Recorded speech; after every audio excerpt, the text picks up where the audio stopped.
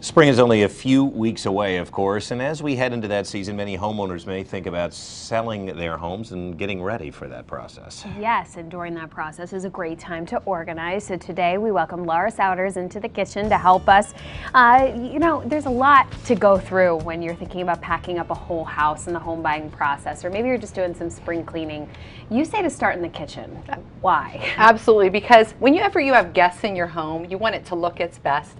But these guests are potential buyers, and they're going to be looking through your cabinets, through your drawers, through your closets. So you really have to make the kitchen look good for that. And they want to get an idea of the space that they can use too, right? Right. They want to see the spacing that you have. So to make it look its best, we want to work in those areas. So if we have a junk drawer like this, what do you recommend? Yeah. So things like your kitchen utensils, they come in packs, and so you tend to have a lot of them, and maybe you don't use all the sizes. Right. So go through what you have to make a little bit more space, and then these are awesome. These are tension separators. Just put them in here, and they help to keep your spaces separated, and then the drawers everything doesn't fly all over the place when you open and close it. Makes it look a little neater. Yeah, nice. That's really good advice. The one thing I find in my home, it just feels so much better when the countertops are clear.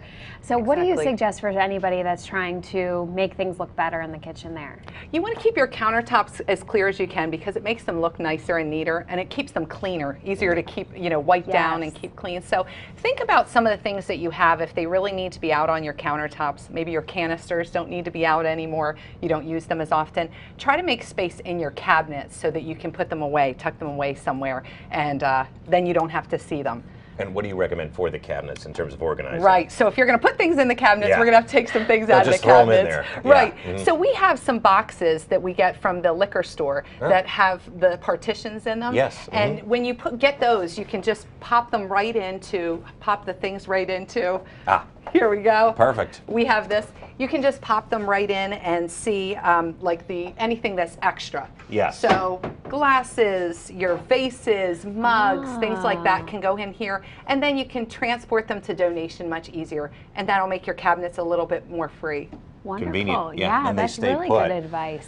All right, let's talk about the front of the fridge, because as we were mentioning, a potential buyer is going to want to see themselves in the home, maybe not your family. And when we look at the fridge, it's a little cupboard. Exactly. Just like with any room in the house that you're getting ready for showing to a potential buyer, you want to take down all of the things that are personal, all the pictures and things, but especially on the fridge, because people get drawn into your family pictures and look at the dentist they go to, and we want to take all of those things down because we want the people that are looking at the space to look at the room, to look and imagine, like you said, imagine themselves in that house, in that room. Wonderful.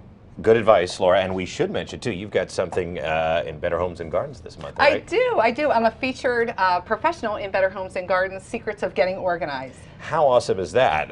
And that is the spring edition there, so you can pick up a copy and read your advice in there as well. Nice work there, and thanks for helping us. I know we always use your advice. Yes, we do. Thanks for coming. Thank you, Laura.